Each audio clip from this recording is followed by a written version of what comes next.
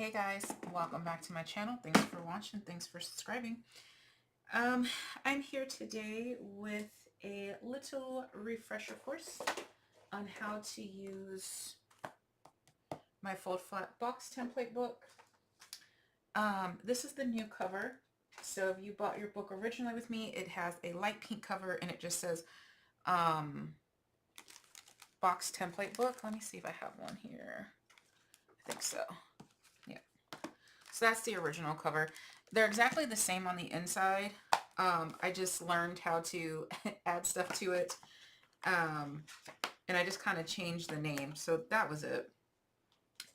All right, so let's go ahead and do this tutorial. I'm going to go ahead and use this book. When you first get your books, this is what I suggest that you do. This is a brand new one. When you receive your book, it's not going to have a gray line on it. Mine just does, is because that's the author copy, but yours won't have it. So what you need to do is go to the middle of the book and flatten it out and break that spine. Okay, I know those of you who are physical book readers, not your Kindle readers, but your book readers, you're like, oh, I can't break the spine. This is not a reading book. It is a notebook. So, break the spine. Anyway, it'll just help your book lay flatter. If you don't want to break your spine, you can obviously hold it down. But anyway, so let's go ahead and discuss the parts of a box, right? I'm going to use this food scale box as an example. It has a great example in here in just a second. Let me take the food scale out. All right, so parts of a box. You have your left spine, which is this piece. Your the top of your box, which is this piece. Your right spine, which is this piece. The back of your box, which is this piece. And then you have this last little spine, which is your connector piece. So if you look in the box there, there's the connector piece. Okay, that's your piece number 5 right here. Now, when I start writing out the measurements, I'm going to say that the measurements for your spine pieces are typically exactly the same. Yes, to make it easier on yourself, I would make them exactly the same unless, pause, unless your paper is a little bit too small. Sorry, my phone's starting ringing. So if your piece of paper that you want to use is too small, you can always make your closure hinge slightly smaller, just like you see in this example. That's why I like this box, because you can see that this closure piece right here is not the same size as the spine. That is okay. Like I said, I will do that if, say my measurements are going to be 8 3/4. And I'm like, I don't want to waste a paper for that. I'm just going to trim this down to 1/4 of an inch instead of 1/2 inch, so that way I can keep it on an 8.5 sheet of paper, if that makes sense. So this piece can be smaller, but for the sake of this tutorial and the sake of boxes, I typically keep all of those pieces the same. Okay, so again, you have your spine, top, spine, bottom, closure piece. Okay, now that gets you this. So now we need to close this hole, right? Because we don't want our item to fall out. It's a box, not a bag. So we need to have this hole closer. That's going to be this piece here and this piece here. Those are your hole closures, okay? That's going to be the same as these measurements, okay? So when I type in that third number, it's here, here, here, here, and here, okay? Now, these top piece and the bottom piece is your tuck flap. That's this piece right here. That's the piece that tucks into the box to completely close it up, okay?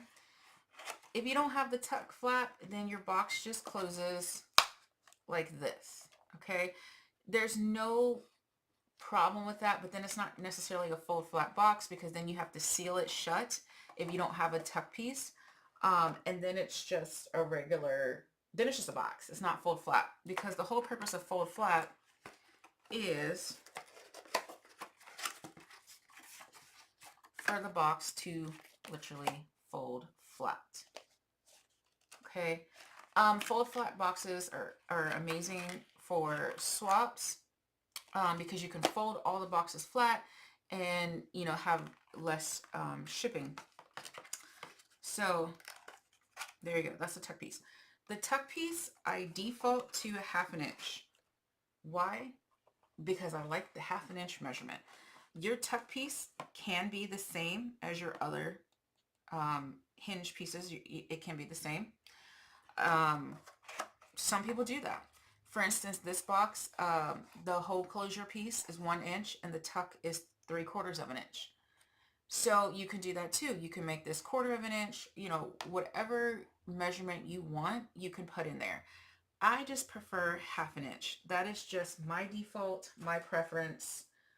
That's it. I mean, there's no other explanation to that. So I automatically start mine with 1/2 inch. Dang it, I thought this was a black pen. As you can see, I don't even know what item I'm going to make, but I know that that tuck flap is going to be a 1/2 inch. So there you go. All right, let's pick an item. We can do, I don't know. Okay, let's just use this. Excuse me. We're going to make a box for these paper clips. All right. First thing you need to do is measure your item. Okay. Now, well, okay, let's back up. Before you measure your item, you need to determine which way you want your box to open. Do you want your box to open vertically like this? So you're going to see this later this week, this tutorial. So if you want your box to open this way, or if you want it, the presentation to open horizontally. The other way was vertically. This is horizontally. Okay. So which way do you want your left to right? That's what you need to decide. Some people mind that if you have an item that is presented horizontally, they don't want to put it in a vertical box. They want it to where when the person opens it and pulls it out, they can read the words like this. I don't care. Whichever one's going to save me paper, that's the way I'm going to go. What in the world? Corey's home right now and he listens to some crazy music. Anyway, so I don't care if you come out here and this is, the words are horizontal instead of vertical. For me, that doesn't matter. So I'm going to do mine vertical and I'm going to pick a black pen to write those measurements. Here we go. My friend Janie made this one for me. All right, so now let's go ahead and measure it. There's a little lip thing on here, so I need to account for that too. I'm going to stick that over. I'm going to do 2.5. Okay, forgot to tell you. Whenever I write my measurements, I always write my left to right first, by my up and down, by my thickness. I'm sure there's proper terms with length, diameter. I don't know. I say left to right, up and down, and she thick. All right. That's just how I say it. You can use the professional terms. You can put them down in the description box. I'm not going to use the professional terms. I'm sorry. I'm not a mathematician, not an architect. I'm just a crazy girl making boxes. Okay. Okay. So anyway, so that was my left to right. Now my up and down, it's going to be about 3.25. And the thickness is,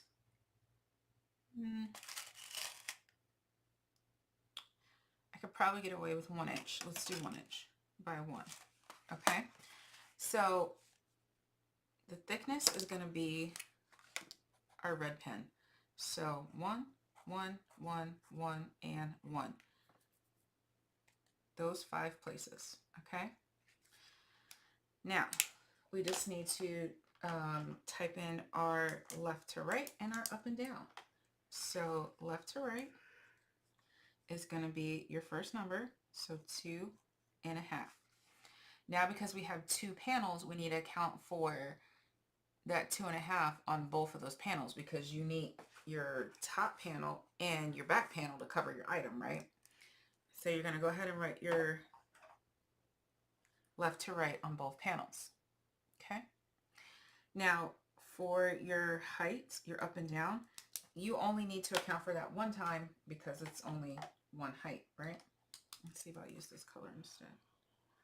So that is 3 1/4. Okay. So now all you have to do is math it out. I'll use these 2 pens. Okay. So 1, 3, 4, 5, 6, 7, 8 by. Now you need to do all of your up and down measurements. 1, 2, 3, 4, 5, 6 1/4. Okay. So now if you use 2 different ink pen colors, you can clearly see what is the long side, what is the short side. You know, you'll remember which is what. Typically I do my left to right first, but I don't always. So that's why I like 2 different ink pens, so I know what I'm talking about. So for this one, the long side is my green side. So now I know I need to do my measurements this way. So I need to get from here to here. That is 1 inch, because it's already said for us. Now I need to get from here to here. So I need to add 2 1/2 to that 1 inch. So 3 1/2. Now I need to get from here to here. We need to add that 1 inch. So 4 1/2. Now I need to get from here to here, which is going to be 7. Okay. Now on our short side, the same thing. We need to get from here to here, which is that 1/2 inch. Then we need to get from here to here, which you add that inch, that's 1 1/2. Now, we know that's going to be the same on both sides, so you can just rotate your paper and do it on both sides.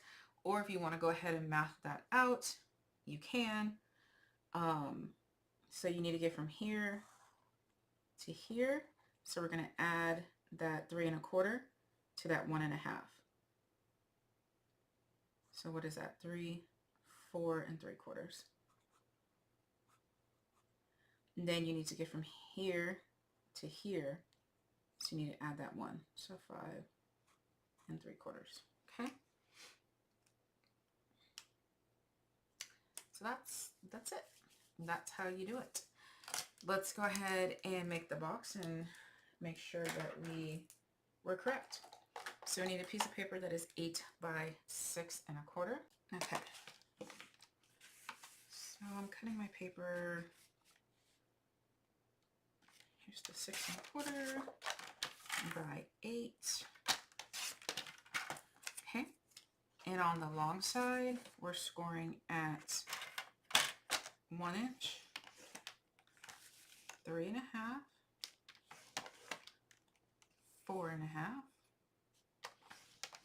and 7.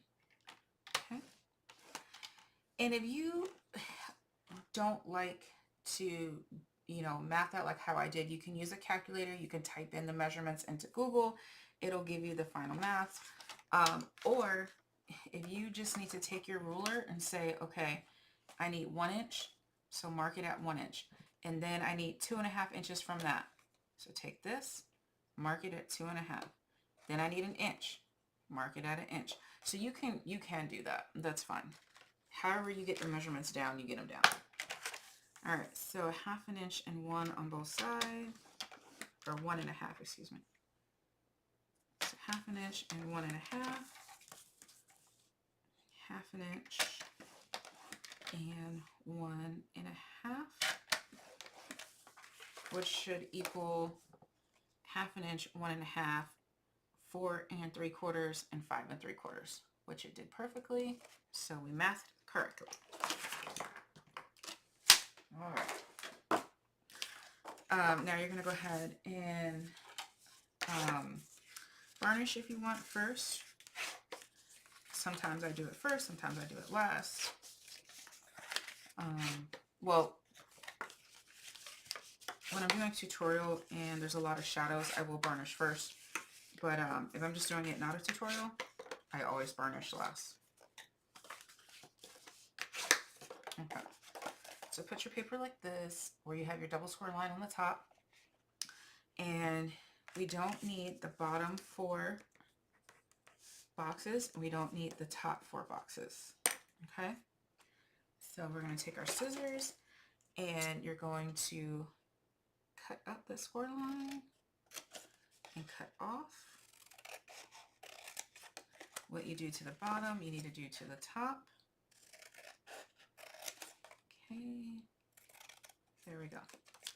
We're going to miter these corners, which is just cutting at a diagonal, and I'm going to take a tiny bit off, optional. Okay, now we're going to go ahead and go to this vertical score mark right here with the scissors. You're going to cut up the score mark. You're going to cut off at least half, and miter, and miter. Okay. You're going to go to your next vertical score mark. You're going to cut up, cut off, miter, and miter. You're going to rotate and do the same thing on this side. Now, I always get the question, even though I explain it pretty much every video, whenever you're cutting your tabs, you absolutely have to cut off this first box, but you don't have to cut into this if you don't want to. I just do because I like shorter tabs. Some people like longer tabs. Do what you want. And the part I'm talking about are these tabs right here. Okay. So if you want yours long, like touching each other, leave them long. Up to you. All right, and you're going to do the last vertical score line, cut off, miter, and miter.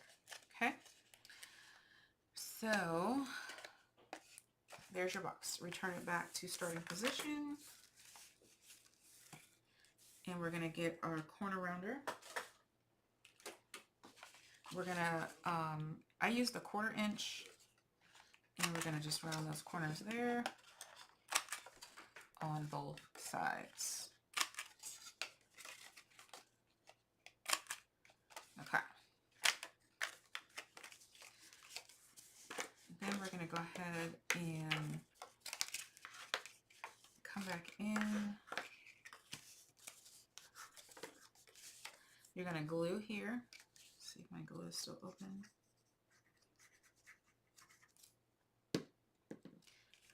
And close your box. Okay, make sure you're evenly spreading that glue.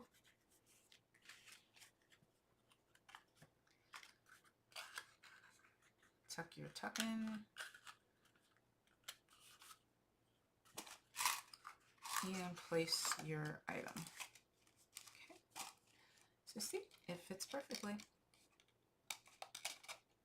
Like so. You can get fancy with your boxes. Add your finger pulls, which is just any circle punch that you have. Make a little semicircle or whatever shape you want. It's always easier to open and close the box. You can, before you glue it shut, you can take your dies and cut out little windows. You know, whatever you want to do. And don't worry if your box does not fold flat both directions. Okay, this one just happens to fold flat. That means I scored and cut perfectly. Okay, that rarely happens. Even on machine-made boxes, it folds flat this way. It's not folding flat this way. See how it's like struggling? It's fine. It will fold flat one way. You put them in the packaging like this, you're good to go. Nobody will know. All right, guys. Thanks for watching. Bye.